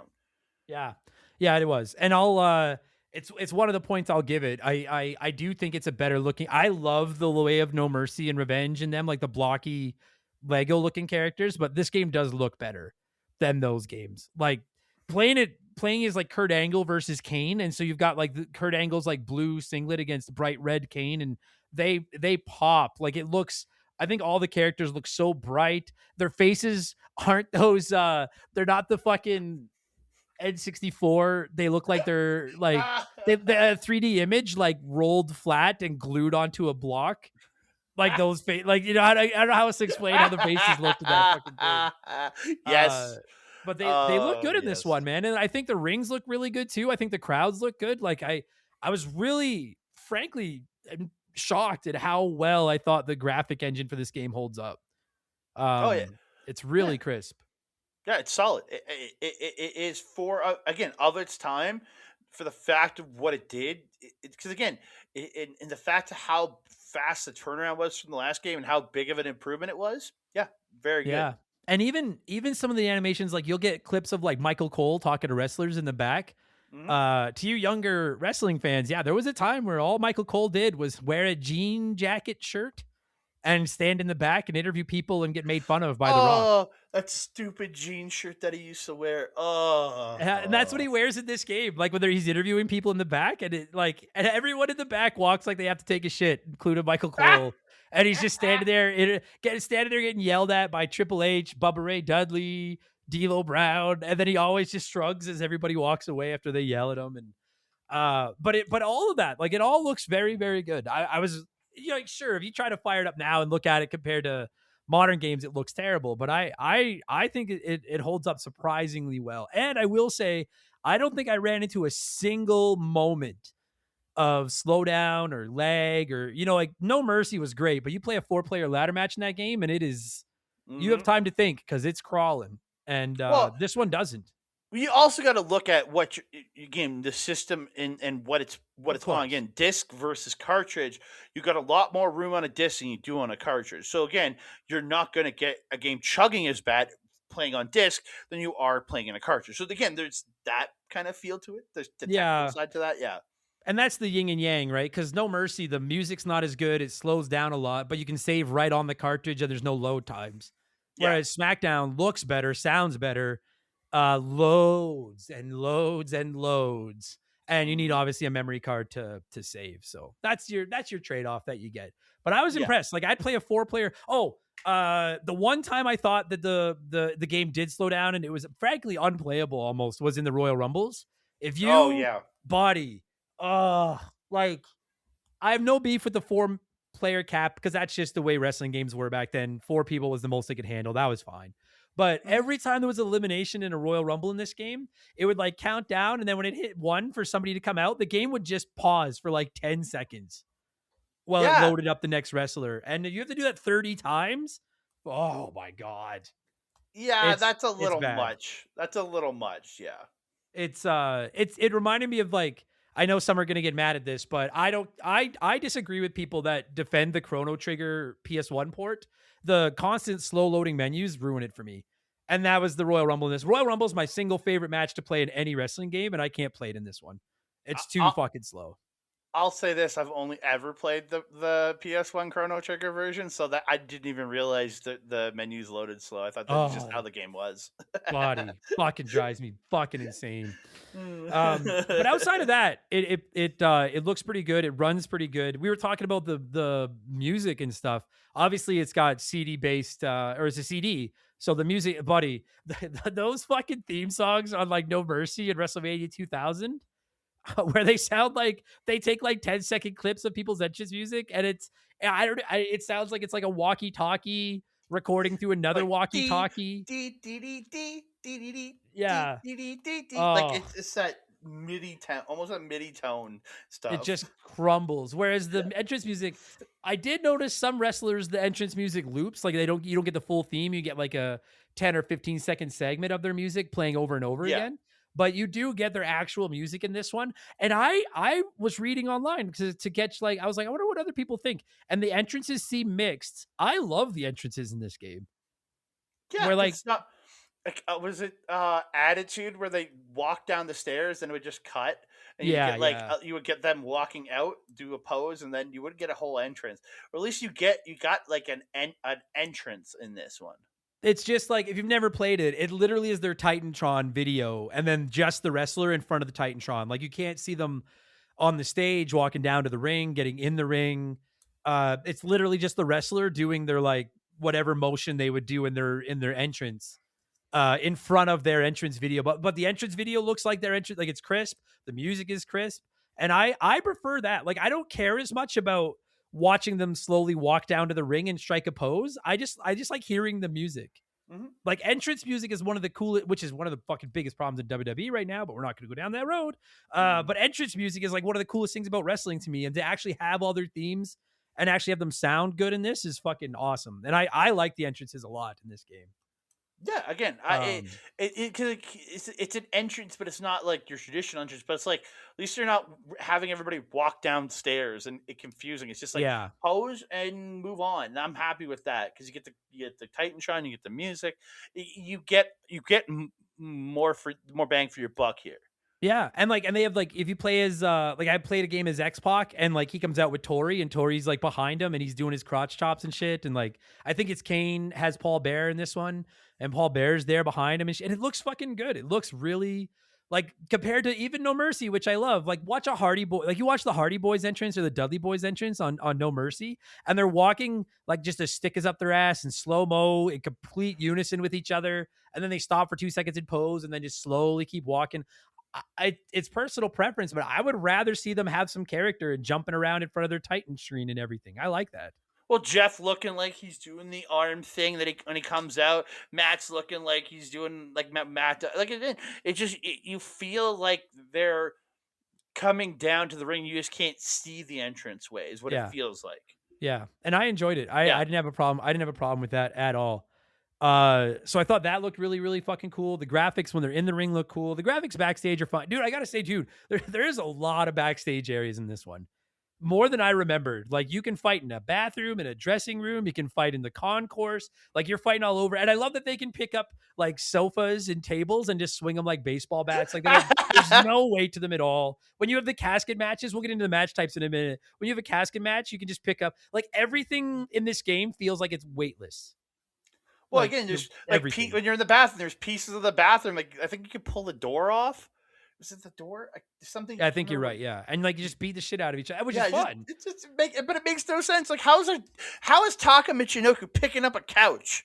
Yeah, and they literally are just swinging it around. But again, though, to their credit, it's like No Mercy is the kind of more realistic, slow one. So give us some more arcade. Like, that's fun when you're playing it with your friends that don't know how to play as well as you. But you're like, hey, okay, so hit R1, and you'll pick up anything that's near, and then you just hit X to swing it. And that's awesome. That's a fun thing to do. And they don't all have to be super realistic. I enjoy just wailing on each other with weapons and stuff like that in this one. Like I do enjoy myself a simulation wrestling title. Again, I've been playing them with WWE 2Ks, but you give me like that over the top arcadey style. Was it like Legends of WrestleMania or something came out like a decade ago? Where they're all and huge. It was just everybody's like gigantic. Like you have like Rey Mysterio, but he's like looks like he got like blown up to like 3 times his size. Like that could be a lot of fun. I mean, when you do everything over the top, when you're hitting guys with the concession stand piece from a concession stand or popcorn or whatever the heck you can pull off in the concourse. Like that shit is so much fun. Yeah, I think that's honestly where the gameplay of this game is at its best, is when you're in the back throwing around weapons and stuff. Because if we use that as a way to kind of segue into the way it plays, it's not that this game plays bad, and I like the simple control scheme, but matches can be over in like 90 seconds. Or, dude, I was playing on my stream one day, and it was a triple threat, and I was playing as Kurt Angle, my career mode, and I was up against, I think it was Rikishi and X-Pac, and that match must have gone on for 20 minutes because it is so insanely difficult to get both of your opponents to stay down for more than 3 seconds to get a pin off, because they just always spring back up.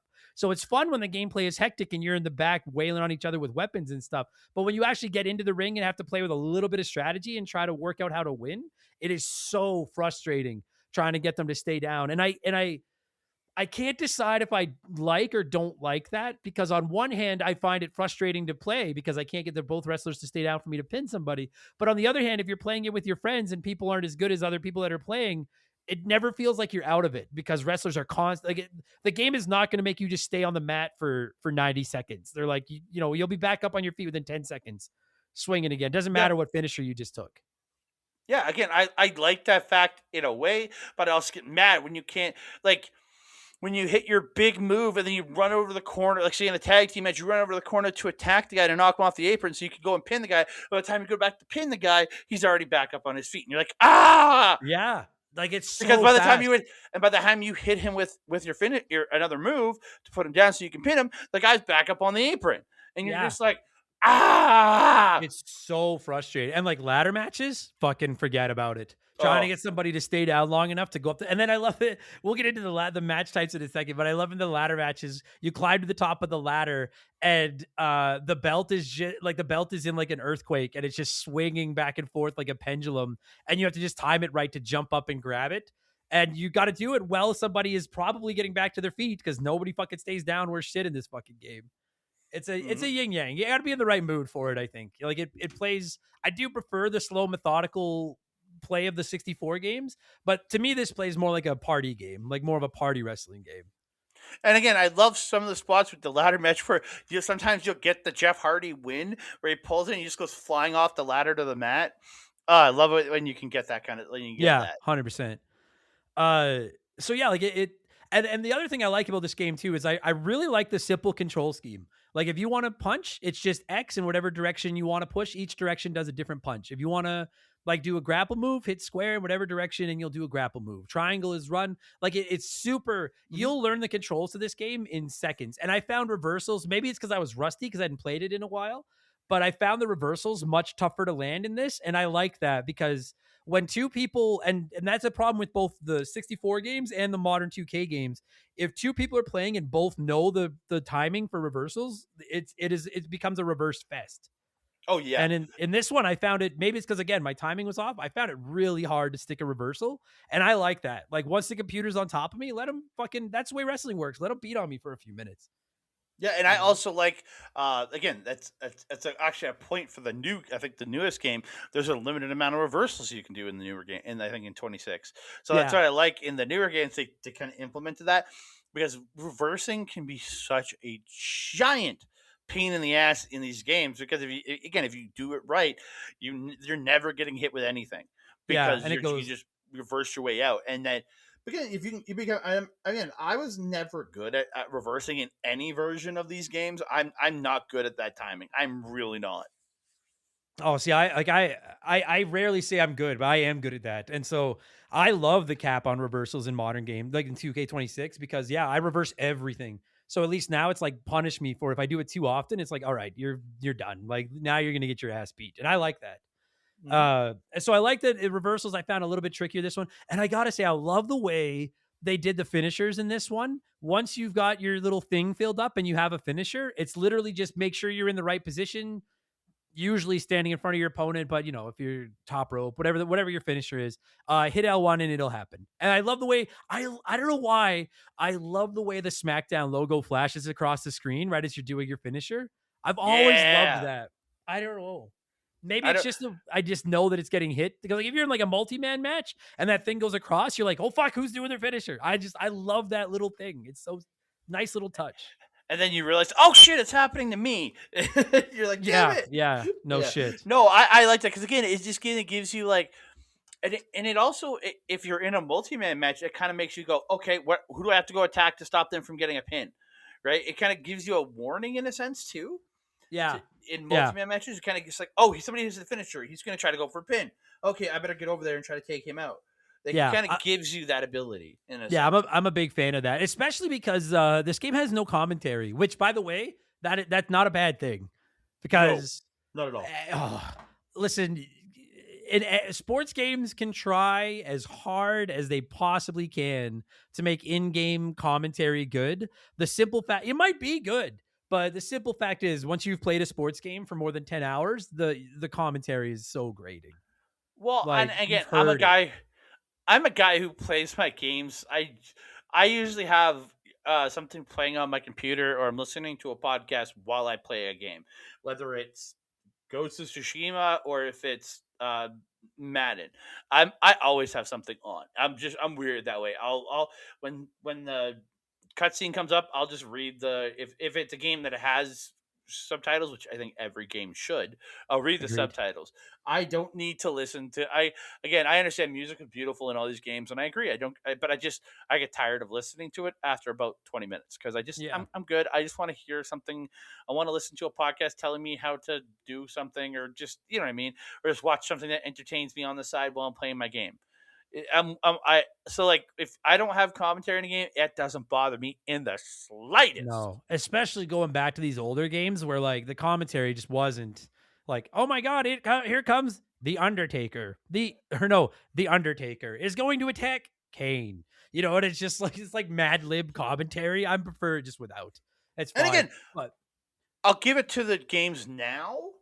They do a great job in how much these commentators actually record, so it doesn't sound that way anymore. It's better. Yeah, it's way better. Almost every combination of what you could do in those games, but it's still grating. Like, and again, I guess there was supposed to be commentary for this game because like Jim Ross is credited as commentator in the credits, but I never noticed that. They didn't end up doing the commentary. That's fine, because like I just and the point was, that's why I like that SmackDown logo, because I don't need the commentator being like the Stone Cold Stunner. Like I just see the SmackDown thing go by and I'm like, oh, okay, someone just got fucked up, and that's fine. That's all I need. I wish more games did that. Frankly, you can turn it on and off if you want, make it an option, but I wish more games had like a big thing that went like something flash across the screen when you hit a finishing move, because I'm a big fan of knowing they're coming. So imagine you're playing the game now and you're playing in like NXT, and the NXT logo goes across the screen. Yeah, that'd be sick. On the note of presentation, I have to say, whoever designed the menu for this game should be fired. Mm-hmm. It is, if you've never played it, you fire it up, and when you get to I'm on it, I have it on my computer right in front of me right now. So you fire it up, main menu, and it says exhibition in about 5% of the screen, and everything else is just a blue background with an up or down arrow, options, belt records, rank, but there is no menu. Like you have to go through one thing at a time. Then you go into it, then you have to go through more options, and then usually it fucking has a loading screen like it's doing to me right now in between them. And I just, why can't you just have all the options on the screen? Like, why can't we just have all the options on the screen? Fucking drives me bananas. It really is not that hard. Like even today, some of the menu screens for these games, it's like you have to go through multiple pages. Like they go very quickly. Nothing bad about like to that, but it's like just put all the squares on one screen. I don't need 4 pages of like 5 squares per screen. Just put them all on one screen. I don't care. I don't need to see freaking LA Knight on one screen. Then when I go to the other one, oh, I get Bianca Belair. And then I go to the third one, I get Charlotte. I don't need that. Just put them all on one screen. I don't need the big graphic with the squares at the bottom. Well, there's a big picture of somebody at the top. I don't need that. Yeah, I'm not a fan of Call of Duty has some of the most fucked up menus I've ever seen. I hate convoluted menu screens. Just give me a list. It's fucking not hard. Just give me a list.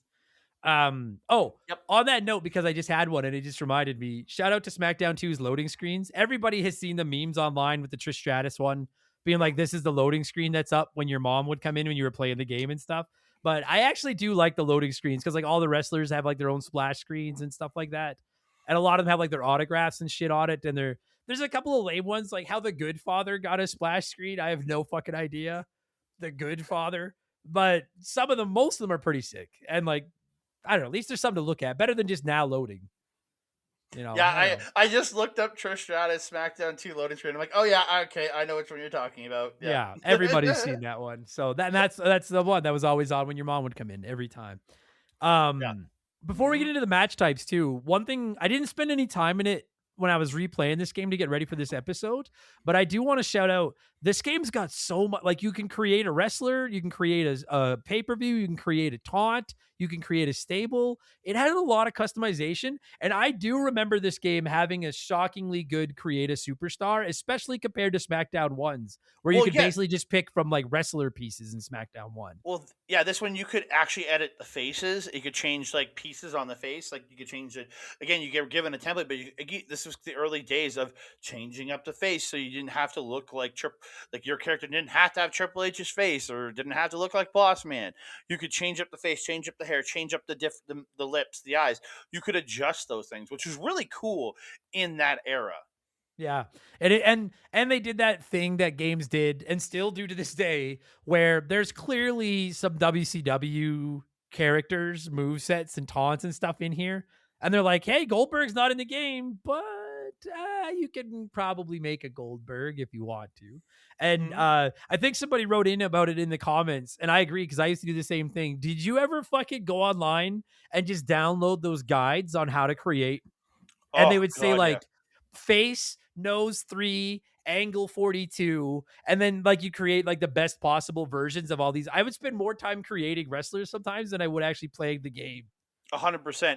Like that's I think something we've lost in today's version of the WWE games, because again, you just go online. I want to play as Akira Tozawa in 2015. And somebody's made Akira Tozawa circa 2015 in that game. I think it's lost, because I remember downloading, like going on the websites and just like reading like my 56K modem, going very slowly to the websites and having to find the right nose, the right lips, the right hair, the right everything. Like it was great.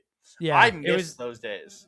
I feel like I miss those days the same way I miss video rental stores. I miss them in theory, but in execution, I'm like, I don't want to do this again. 100%. I don't want to sit there and build Will Ospreay in my WWE game every year, because I could not with the elaborate of way these are built.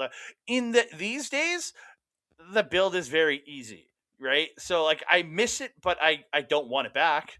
Like that's for sure. I just want to download somebody else's creation off the community creations. That's for sure. Yeah, but it was a big deal back then. Like this was a good fucking creator wrestler, and it was like, and then like I say that you could also create your own stables, make up your own tag teams. You could create full pay-per-views and play through them. Which, oh my god, we did that so much. We'd create pay-per-views and just make the stupidest, most jacked pay-per-views ever and play through them, and it was so much fun.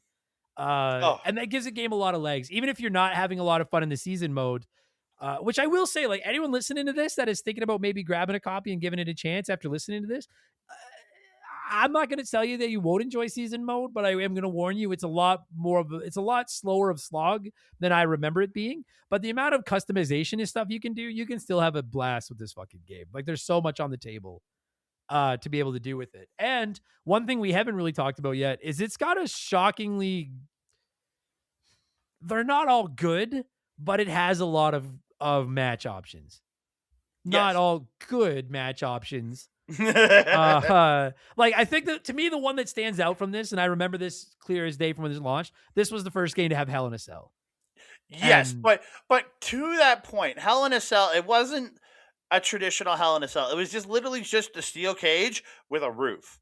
Because you couldn't walk around the outside of the ring. There wasn't that gap. And you had to like end up diving through the cage to get to the outside so that you could climb up on top of the cell. And they just had that little square in the center to go through.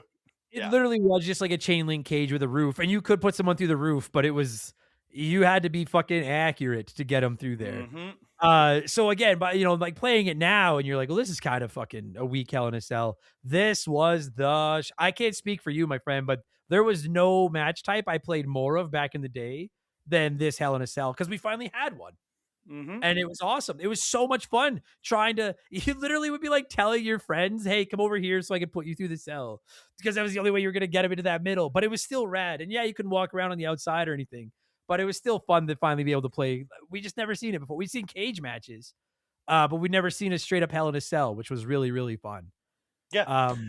Yeah, again, and I know in this one they had the invisible barrier on the edge of the Hell in a Cell when you're on top, so you could do moves near the edge, just general moves. And if you went near the edge, your character would stay on the cell, which nowadays they just fall off. And until you went to the edge and did the move to throw them off, you couldn't you couldn't just fall off the cell. Yeah. And I appreciated that.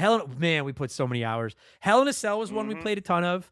I thought Special Referee was the fucking coolest thing in the world. And I know No Mercy had it as well. But you want to start a fight with your friends, get 3 people together to play a wrestling game, make one the Special Referee, and just off to the races. It is so much fun to fuck with somebody as the referee. It's shockingly good time. I love it. Because if you're really a dick, you can just team up with your one buddy and just completely screw the other. That's what I would do. But then when the other one the one I was working with would go to pin, I'd be like, I changed my mind. And then I would just just drag it out as long as you can. It was so much fun. 1, 2. Yeah, he kicked out. Oh, buddy. When I was playing my season mode, I wrestled Undertaker on a Raw, I think, and lost to him. And then the next week, the main event was me against X-Pac with the Undertaker as the guest referee. And fucking X-Pac, like, spitting heel kicks me, like, not just a regular kick, covers me, and it was like 1, 2, 3. And it was over. And I was like, what the fuck was that? The Undertaker just fucked me. And I love that they all come out in a referee shirt over their regular clothes. So this is Biker Taker era. So Biker Taker has blue jeans and like a jean vest on. And the jean vest looks like a dress sticking out under his tight referee shirt. That just doesn't look right at all. Oh, fuck. Also, I love that they didn't pay to get the rights to... I think he was coming out to American Badass at this point, the Kid Rock one. It was either that or Roland. It's 2000, so yeah, he probably would have been American Badass at this point. But they didn't pay for it, so in this one, the Undertaker comes out to the Raw theme. Like they don't even have like a generic, like just a crappy version of it. It's just a straight up the Monday Night Raw theme, which is kind of weak because I'm a big Undertaker fan and I like playing him as in this game. Lame. Oh yeah, and then this one has casket matches, but the casket matches suck ass. I'll say this: I don't think casket matches are good in any version of a video game. Like same with Buried Alive matches when they were introduced into WWE games. You try to put a guy in a casket, they fight, they get out. That's all it is. And again, it's just I find that match like if you put the match on in professional wrestling outside of Darby Allin versus Jack Perry's version, I think they're great matches, well told stories. But just in the game, I just don't think it works very well in the game itself. Well, like, and in this one, it's not even because like everyone that's watched a casket match knows like the drama from a casket match is when one of the opponents is thrown in the casket and then the other one's trying to close it. And the one that's in the casket's like holding the lid open and trying to climb out. And in this one, literally like once the wrestlers beat up enough, you just whip them into the casket and they just go in and the lid just appears and then it's over.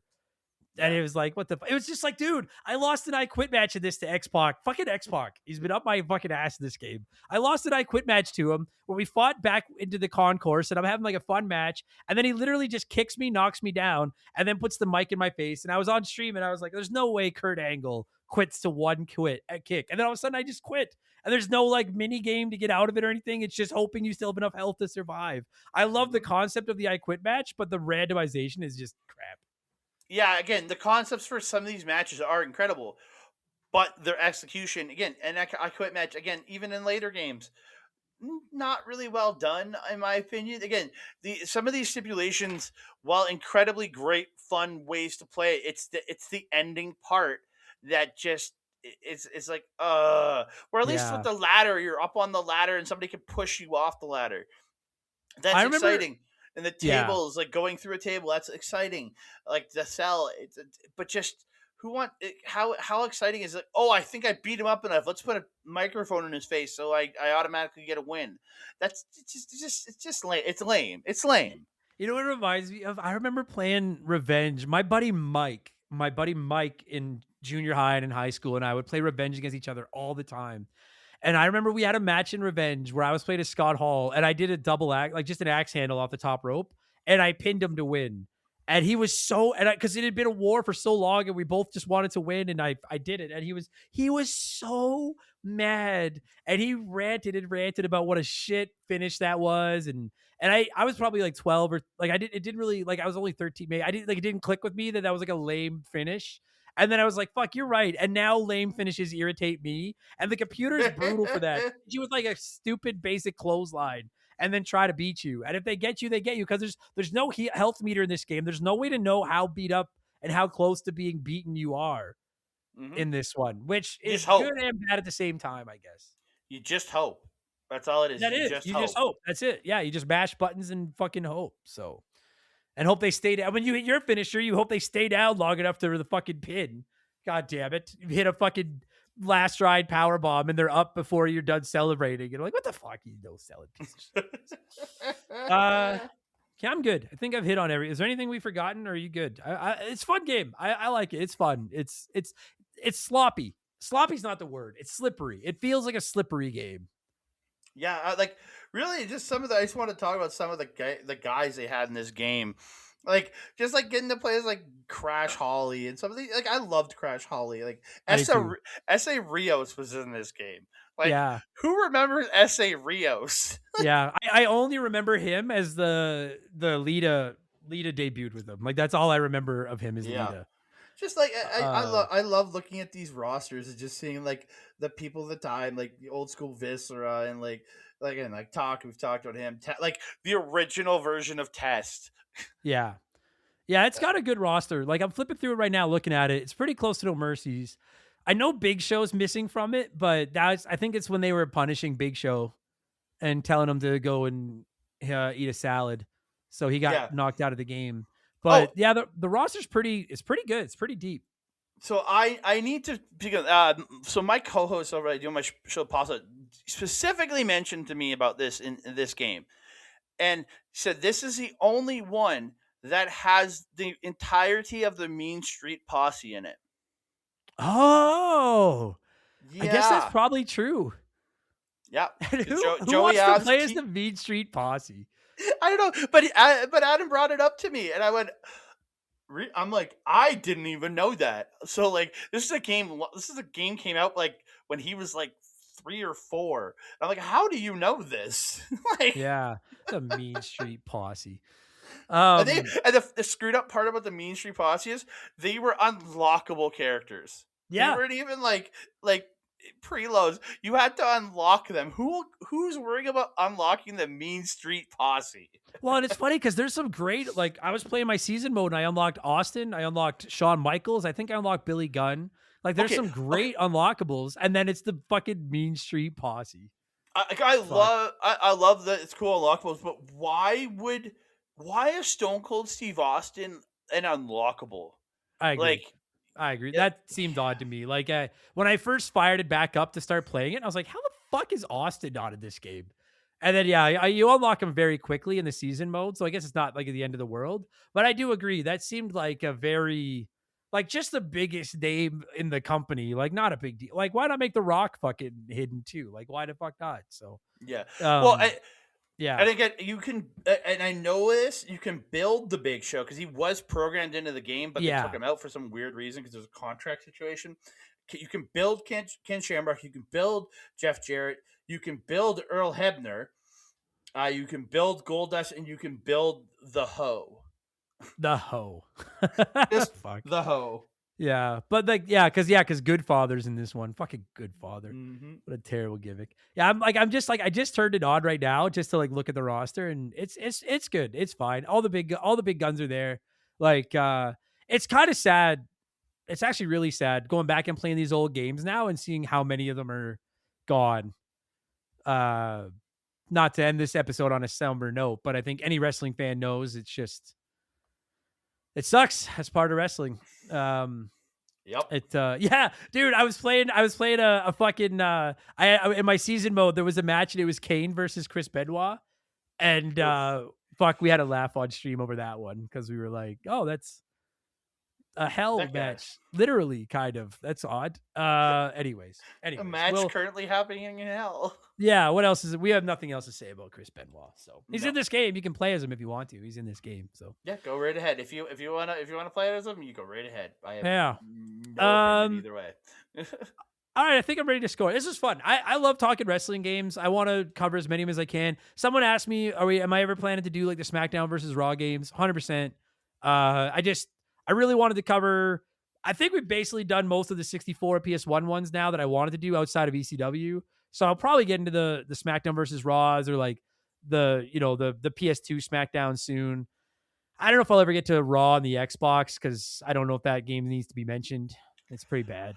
So because again, I had the PlayStation and everything. So like when I saw Raw, there was a Raw 2. Yeah, there was. Yeah, I was like jealous that I couldn't play this. I remember seeing the Raw one. It had like, I think it was Raw or Raw 2 had Goldberg on the cover. Yeah. Oh, I want that one. That's awesome. And then, dude, I never played it. I didn't have, most of my friends had, pretty much all my friends had PlayStations at that time or GameCubes. And then I'm years later, somebody told me about the game and I'm like, oh, that sounds terrible. Yeah, it's really bad. It's really bad. But it's so crazy to think there was a time when like each of the like PS2, GameCube, I mean Dreamcast, I guess, had Royal Rumble and Xbox, each had their own wrestling game. Like it was a fucking wild, like that they would take the time to make like 4 different wrestling games. Because like GameCube's was like Day of Reckoning and Day of Reckoning 2, I think. Yeah, and WrestleMania. Yeah, WrestleMania 21. No, it was 18 and I can't remember if it was 17 or 19. I think it was 19.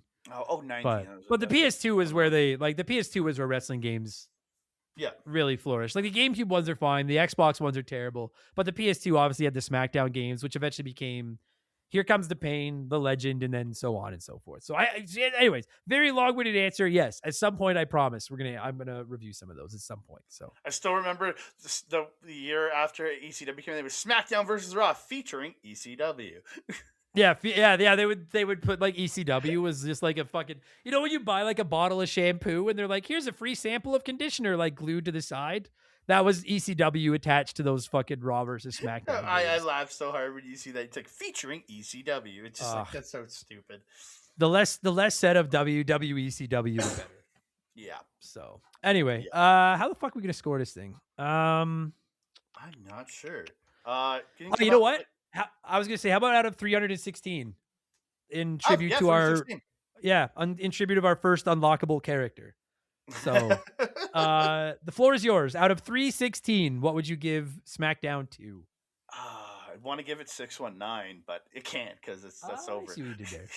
But I'm gonna go like 270. For its time, it was a really good game, but there's problems with it. There's little things, but I would say like 270. So it's like 7.5, 8, I think. Yeah, it's not a bad score. It's so like back then, I'm giving this game like a 300, but it's like now, I'll give it like a 2. I'm gonna give it like a 250. I'd give it like a 7 out of 10. It's really hard. It's a hard play now, but if you've got nostalgia for it, like I just beat Stone Cold with Shawn Michaels while we were talking in 2 minutes, and that's with it on hard mode. Like the matches are super fast. It's good for a short time, not a long time. And if you remember the season mode like I do, and you're like, oh, I'd love to play that season mode again. it's not what you remember, friends. I'm sorry. It broke my heart to say that too, but it's not what you remember. Leave it in your memories. It's better off. I might have to hook up my PS2 and then come over to grab that game from you and borrow it and play it. It still plays fine. Still looks good. It's fun. It's good. I'll give it 250. It's good. It's fine. It's good. So, Andre, thank you as always for chatting with me. And if you're not chatting with me, you're chatting other places. Go ahead. Oh, shit. I chat in a lot of places now. You can find me over on Backbreaker Media, or Backbreaker Video, where I do my show, The Pop Spot, with my co-host, AWS, where we chat all the local independent wrestling we go to. We actually just did an episode talking about our time at AEW this past week. And you also, Mike Malawany made me talk about this because otherwise he's going to beat me because he's my boss and he'll yell at me if I don't talk about it. April 22nd, twitch.tv/Mike the Ref, the return of Backbreaker Pro Wrestling. It's going to have this guy named Hoju teaming up. That's my boy. Teaming up with me and my boy AWS as we fight in a 6-man tag match against some other jabronis. But yeah, April 22nd, twitch.tv/Mike the Rev for Backbreaker Pro Wrestling on its way back. So yeah, he runs a universe mode using his like friends created wrestlers. It's pretty dope. And yeah, Hoju's part of it. It's pretty sick. Shout out to Mike. He's a good guy. Shout out to Mike. We're facing off against Walker Pipe Guy, Fanboy Brian, and my friend Ophelia Payne. Yeah, and like Hoju lays down for absolutely nobody. So except me when I beat him. Right. Well, like sometimes he takes the night off. He's hungover. So you'll find links in the description of this episode, everybody, for Andre's wheelings and dealings. Andre, thanks as always for chatting. Hope you enjoy WrestleMania this weekend. I am going to put you on the spot just as we wrap up. What match steals the card this weekend? Ooh, actually, I'm going to say the 6-man ladder match. I think with Javon Evans in there, he's going to do something spectacular, and it's going to be. And I think that's one of the ones that's going to be on, like in the States, is going to be on the ESPN linear TV channel. So that's going to get pressed. I think that match is going to be absolutely sick. I do too. Yeah, I think it's either going to be that one or I actually have high expectations for Jacob Fatu and Drew McIntyre because I wanted them in the world title match with Drew and Cody. Like I would have preferred a 4-way or pardon me with Randy and Cody. But because they're getting their own time and they're not wrestling for that title, I think those two are going to go out there and put on a fucking clinic.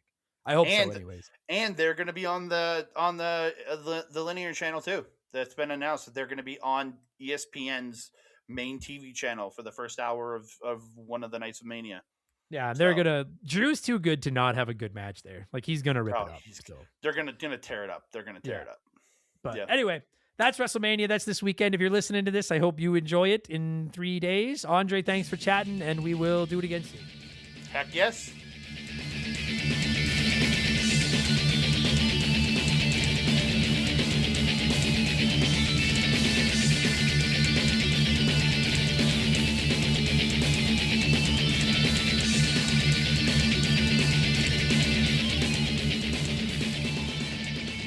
And that is going to do it for this week's episode. Andre, thank you so much for giving me a call and talking some SmackDown, dude. And every single one of you nerds listening to this, whether it's your first Remember the Game or your 372nd, holy fuck.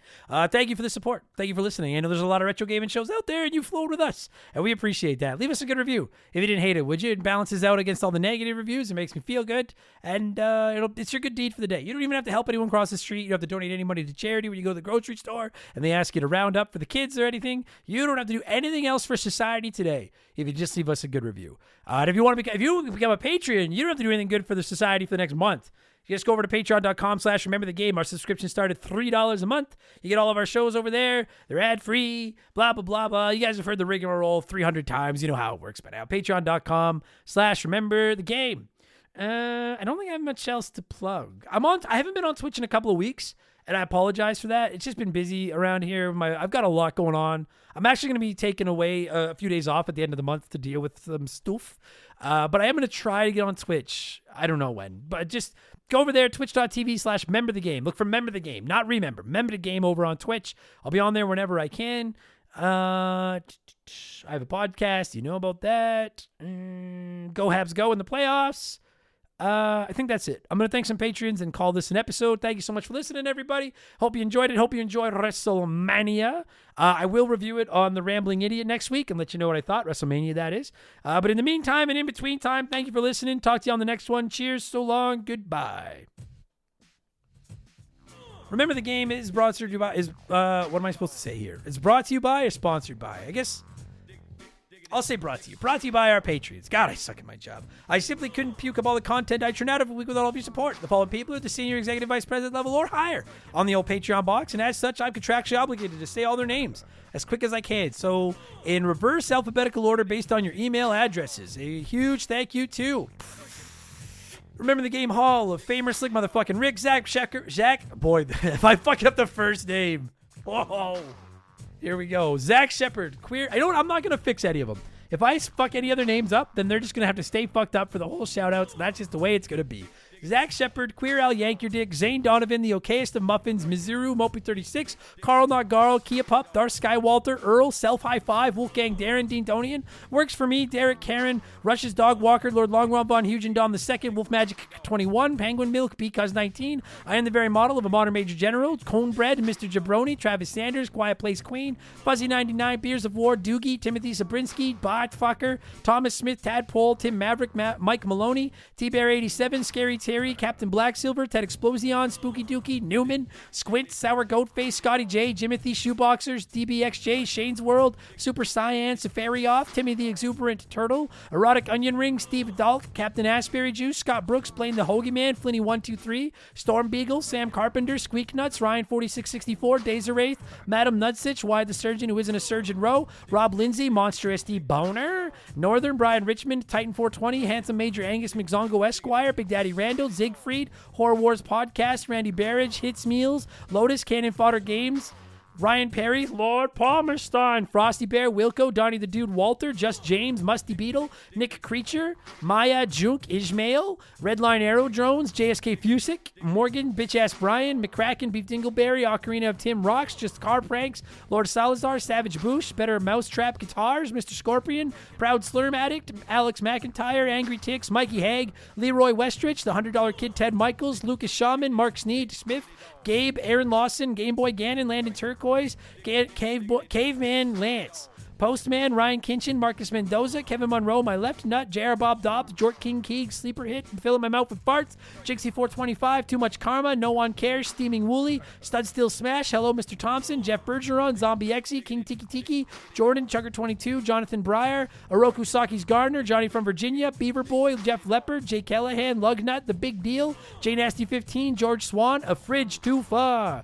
Jake Carter, Can't Destroy Her, John of the Adult Children Podcast, Max Lagroom, Jason Hosh, Sharonic, It's That Nerd James Wall Francesco, Bartman Forever, Isaias, Phil Lencher, Amanda Hugginkiss, Adam Is Not, Patrick Waugh, Liquor Like Luigi, Holmes, Faded Sufferance, You Son of a Bitch, Why? Tell Me Why, Diablo Spartan, Jameer Williams, Maverick Marty, Fancy Stallbot Dirt, G9 PSX, Graham Kennedy, Generic Name 238, VOA's Rager, Lil Bine Fufu 89, Growly Wog, Frank Preeves, Shut Up, Big the Cat, Mad Gear, E-Man Trucker, Agent Booty Pants, Please refrain from tasting the knob, Flater Flav, Eric Hopewell, Eddie D19, ID Yellow, Brother Retro, MacGyver 88, Muffin Man Jr., Scotty McGee, David Schroeder, Devin Collins, The Supreme Chozo Rizzo, Decoy Man, Davis Feith, Thunderleap, Starbles, Yes, This Rocks, Archangel Otaku, Fallen Snow Kiku, Miles P. Pants Davis, Cesar Rabier, Juris Dr. Mario, Discount Psyop, Cody Donaldson, Chris Nethercutt, Catherine, Drugs Bed MK, Christopher Britt, Christian Gabriel, Makeshift Mellow Magic Money, Topher Love, 333, Chris Hills and Scad, that could be anyone's ass, Erotic or Exotic, Chaotic, not erotic, exotic,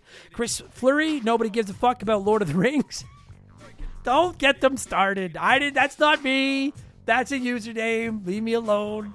Adam Blank still has interviewed Mario Galaxy, Muncal, Cody Thompson, The Maritime Musician, Mild Oatmeal, Sailorman 82, Bula, Roger Staubach's Pool Cleaner, Elijah Burns, High Plains Drifter, Daniel Cook, General Fury, Matt Babinu, B Money, Christopher Lee Williams, Mr. Blobbert Blobberstein, Darky Frost 11, Nordak, Biddy, Dissect That Dan, Hagel Waffle, Legendary, Eldest Millennial, Brandon DeZeba, Zamatos, Andrew Wright, Pee-wee Squitters, You Heard About Pluto, Toby O.P., Dave Thompson, Andy Hudson, Adam Blank still has interviewed Crash Team Racing, Alex R., Infinity Rage, A-Town, Akira's Network, a dude named Adam Martinet, Just a Fish, A.B. Killen, Dixon Mayaz, Starting to think that's implying something, but maybe it's just your name. Doogie Bowser MD and Tyler. That one's definitely implying something. Thank you so much for listening, everybody. Cheers.